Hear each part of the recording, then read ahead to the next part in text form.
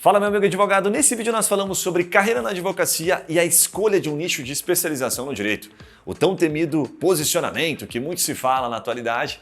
Entrevistamos um convidado que ele tem uma trajetória super inspiradora e ele compartilha detalhes dessa jornada, o que ele fez de certo, o que ele fez de errado, que eu tenho certeza que vai gerar bons insights para você. Lembrando a você que este é apenas um corte do True Mindcast que nós gravamos semanalmente aqui, sempre abordando questões como áreas do direito pouco exploradas ou oportunidades de nicho, como ganhar dinheiro na advocacia e, obviamente, marketing jurídico e marketing digital para advogados. Neste episódio nós tivemos a presença do Luan Ferreira, ele é especialista em direito tributário, já deu aula de pós-graduação no assunto, e ele revela detalhes, os bastidores de como captar clientes e fazer uma boa gestão da sua carteira e, obviamente, fazer com que o seu escritório cresça no mercado tão competitivo. Então vamos lá, vamos cair direto aqui na pergunta, tá? Vamos falar sobre carreira de advogado, tá? O Luan começou como estagiário em 2008, eu vou compartilhar aqui as informações, depois você corrige se tiver algum erro, tá? 2008 na VP, né, que é a Vanzinho Penteado, é o episódio 65, inclusive, tá super legal. Depois atuou no Tribunal de Justiça, posteriormente como advogado júnior no escritório e logo na sequência fundou o próprio escritório.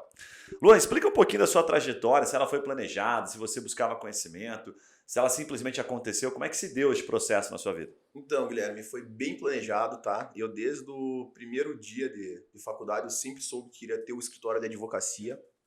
Então pensei que nada mais certo do que conhecer como funcionam as estruturas do escritório, né? Tanto a parte de prospecção do cliente, a parte de processos internos do escritório, a parte técnica, como que um escritório cresce, como que ele não só prospecta o cliente, mas mantém o cliente. Então eu tinha muito essa curiosidade. No meu currículo estão, acho que tá só 2 ou 3 escritórios, mas eu passei por muitos escritórios aí na época dos estágios. Devo ter feito mais de 7 ou 8 estágios durante a faculdade. Bastante, hein? Bastante. Chegava algum momento que você percebia que, às vezes, o próprio escritório não ia proporcionar um crescimento, ou que você podia conhecer uma área diferente. Eu acho que o estágio é bacana por causa disso, né? Tem muita possibilidade de aprender cada vez mais, né? Você tem que ter o comprometimento de estar ali, né, dando o seu melhor, mas acho que o estagiário ele tem sempre que estar olhando outras oportunidades, né? Então, vendo o que o mercado está oferecendo, outras áreas do direito, né? Eu tive a oportunidade de trabalhar na área civil, área de propriedade intelectual, que é uma área bem específica do direito, uma área mais de direito administrativo, constitucional, e também que você comentou, trabalhando no Tribunal de Justiça. Por quê? Não era a minha vontade, mas queria conhecer como funcionava o outro lado. Sim. Né? Então foi uma experiência muito boa para conhecer realmente a estrutura do judiciário. Né? Então, por que às vezes o processo acaba demorando bastante para ser julgado? Daí você conhece a outra realidade também, a quantidade de processos que estão chegando lá. Então foi muito bacana conhecer esse outro lado no Tribunal de Justiça, mas meu foco sempre foi conhecer a estrutura do escritório de advocacia. Legal. Então eu tive muita sorte ainda do meu último estágio ser um baita de um estágio, não sei se pode comentar nomes aqui, por favor. do escritório do Dr. Rogério Carboni e do Roosevelt da Raiz, Roosevelt, inclusive professor da Unicuritiba. Um nome conhecido, né? Então foi uma baita oportunidade onde você pega aquela maturidade já que você fala assim, putz, acho que já posso advogar, né? Então, tô sentindo o gostinho aqui. Então é tão importante hoje, eu vejo como a gente quando tem escritório, você também proporcionar isso para os estagiários, né? Porque eles realmente proporcionavam a oportunidade de você já sentir um pouco aquela responsabilidade do advogado, a parte técnica, talvez um contato com o cliente, responder um e-mail, né? Trabalhar mais a fundo em alguns processos. Então, esse último estágio me senti, falei, agora posso... O divisor de águas. Né? Posso tocar meu sonho. Ô Luan, mas nessa linha que você está trazendo, porque a gente acredita, né? Essa carreira de advogado, muita gente procura, tá? Então, imagino que quem está procurando são ainda os advogados iniciantes ou quem está em processo de formação. Qual que é a cabeça de um advogado que entra, né? Qual a cabeça de um advogado júnior ou advogado em formação, como era o seu caso, que entra para sair? Como é que você se posiciona? Você é transparente com os outros advogados? Olha, eu estou entrando, mas eu quero ficar aqui 1 ano e quero sair depois? Ou entro dizendo, não, se tiver uma oportunidade quero ficar. Como é que você se comportou e o que você recomenda hoje estando do outro lado da mesa? Eu sempre fui muito sincero, sempre joguei limpo, no sentido de que meu sonho era ter o meu escritório. Lá a gente tinha uma relação muito bacana, então existia a oportunidade, talvez, de se desenvolver algumas áreas suas dentro do escritório, mas na época acabei conhecendo o meu sócio, que é meu sócio até hoje, e bateu uma química bacana e eu falei, o timing é esse, a oportunidade é essa, era bem novo, podia arriscar bastante também, então Sim. falei, acho que a chance é essa, acho que a oportunidade de você ser contratado no escritório sempre vai existir para o bom profissional, né? Mas existem alguns times da tua vida ali que você realmente pode arriscar, porque a advocacia é um empreendimento, né? Sim. É como abrir um negócio, abrir uma empresa. Então, para mim, era um momento muito bom. Eu tinha acabado de me formar, ainda morava com meus pais, né? Então, foi uma boa oportunidade, assim, vou arriscar para advocacia, que esse é o momento. Sim. Ô, Luan, deixa eu te perguntar uma coisa. Como foi essa transição para você? Passar de ser uma pessoa que fazia parte de um escritório para dono de um escritório e aí ter que mudar, né? Ter que administrar também, porque aí você não é só o advogado, você acaba sendo um empreendedor também, porque você passa a ter uma empresa. Como foi isso para você? Muito difícil, mesmo já tendo a experiência em estágio, mesmo já tendo essa aptidão, né? Que eu considero que eu tinha uma aptidão para advocacia, mas foi bem difícil, porque realmente, a partir de um determinado momento, quando você está dentro de uma estrutura, né, tem várias facilidades, né? Você tem uma secretária, você tem um estagiário, você tem alguém que cuida de um financeiro, você tem alguém que atende quando o teu cliente liga, Sim. né? Você tem, às vezes, um software, né, que já está naquele escritório que facilita a tua vida. Então, quando você inicia, no meu caso e do meu sócio, a gente não tinha uma estrutura financeira para fazer um aporte legal, para ter um software bacana, para ter secretária, para ter uma estrutura, né, compatível com a que eu trabalhava. Então você realmente acaba fazendo tudo. Você paga a conta, você faz o cafezinho, você o faz banheiro. Não, você faz o café, você faz a compra do mercado, né? Você faz a compra do Sim. mercado, você tem que ver se alguém limpou, se alguém não limpou. Então você acaba perdendo um tempo operacional muito grande, Sim. né? Montar site, né? Coisas que eram básicas, né? Perfeito. Assinatura do e-mail, né? Então as coisas começam a dar errado, você que tem que resolver. Mas eu tenho que resolver? Não tem pra quem- não tem pra que quem eu trabalhava, correr. você chamava, pô, chama o cara da TI, pô, já resolve. Então, quando você tá sozinho, você acaba trabalhando por 10, né? Quanto tempo levou até que você percebeu assim que, puta, isso tudo, né, hoje tá mais tranquilo, nos primeiros anos ali? Você fala que virou a chave, assim, fala, agora tá mais tranquilo, a casa tá organizada. A gente começou tão de baixo, Guilherme, tão de baixo, assim, que cada passo foi uma transição muito importante. Eu gosto de contar, assim, nosso primeiro escritório, né, a gente dividiu uma mesa, metade dessa mesa, o pessoal que tá só ouvindo, né, uma mesa, acho que de 2 por Máximo 1,20 aqui. Por 1,20, né? Então, um de um lado, um do outro, cada um com seu notebook, uma impressora no meio, um telefone, e era uma sala dentro de um escritório que era horroroso. Então, a gente sublocava uma sala de um escritório que era horrível. Então, a estrutura era feia, a localização era horrível, mas era o que a gente podia pagar na época, né? Então, meu sócio, inclusive, já era casado na época, então a gente, se eu não me engano, no dinheiro da época, foi 2011 isso, era R$300 que a gente tinha que pagar por mês, que era locação com internet e telefone. Então a nossa meta todo mês era R$300, né? Caramba. Então a gente queria. A primeira vez que a gente percebeu o crescimento foi quando a gente saiu da sala compartilhada em 2 e eu peguei uma outra sala dentro do escritório que não era bacana, né? Então a gente estava cada um já numa sala.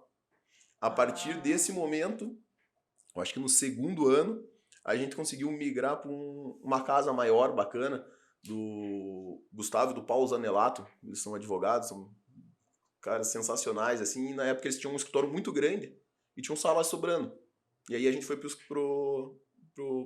escritório deles. Então já era uma estrutura bacana, uma casa bonita e tal. Então ali já foi uma evolução. Sim. Mas ainda assim a gente estava naquela situação de estar compartilhando o escritório com o espaço, né, com outro escritório, etc.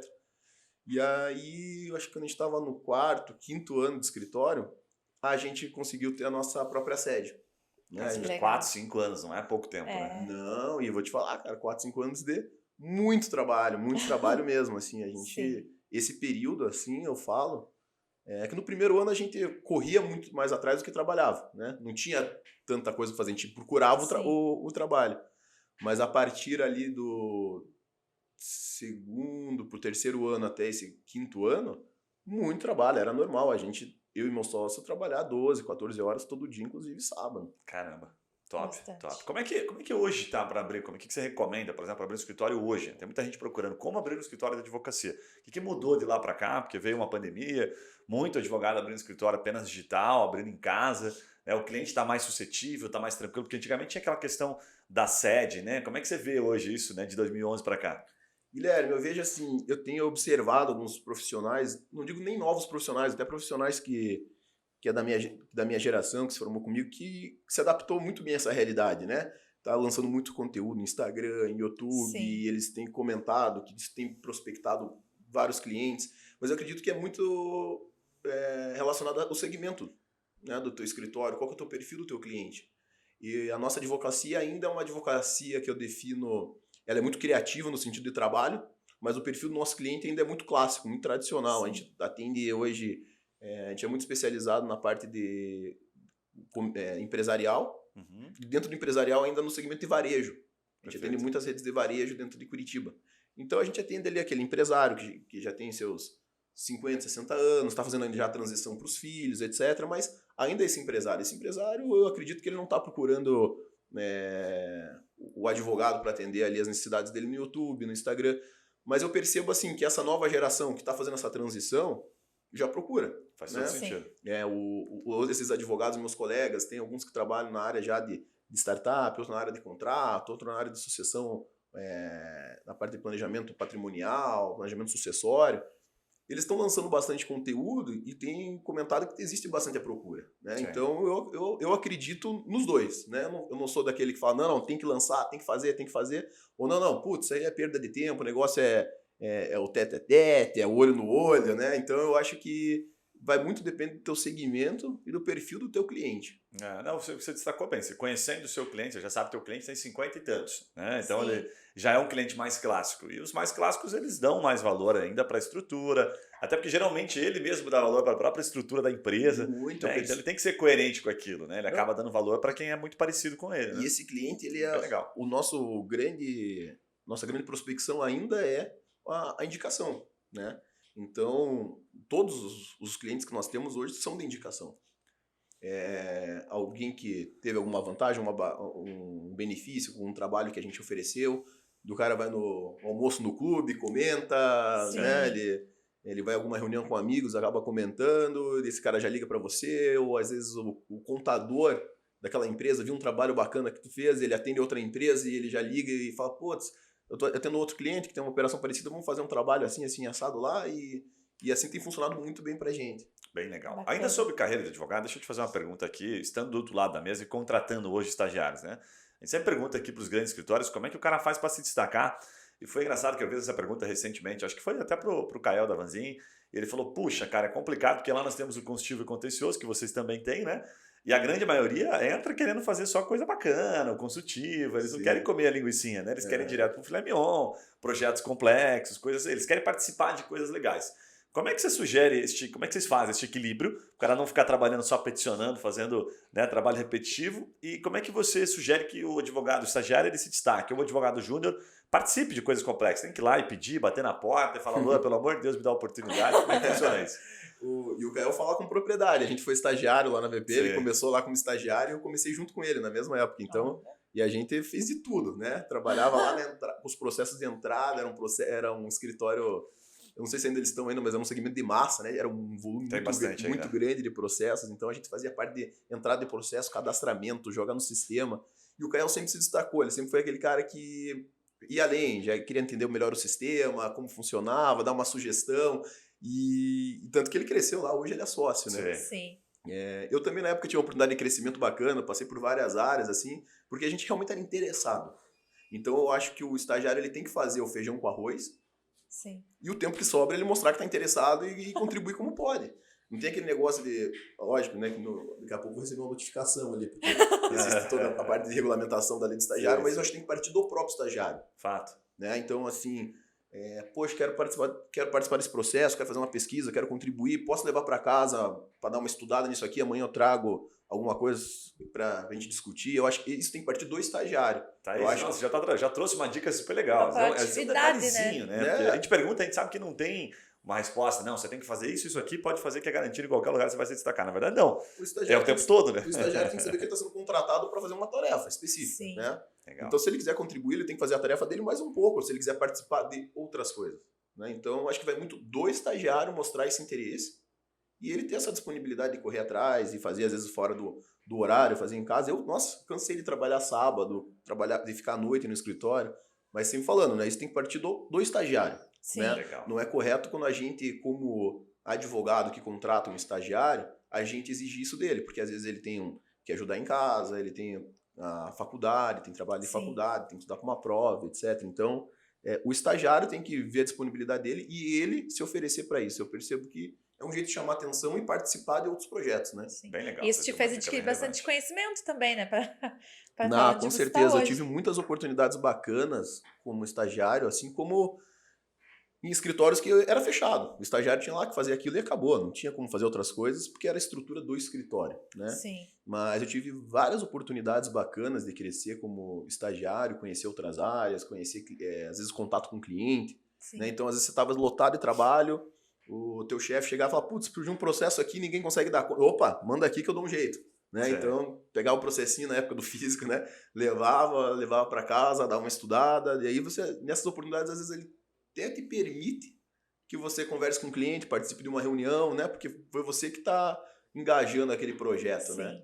Agora, se você gostou desse corte, tenho certeza que você vai gostar do bate-papo completo. Vou deixar o link para você. O Lua conta detalhes, desde carreira na advocacia até prospecção de clientes, crescimento da carteira e outros diversos insights. E, obviamente, quero pedir para você deixar aqui o seu comentário, se inscrever no canal, deixar sua crítica, sua dúvida, fazer uma pergunta. Ficou alguma curiosidade? Faz a pergunta que a gente faz questão de responder para você.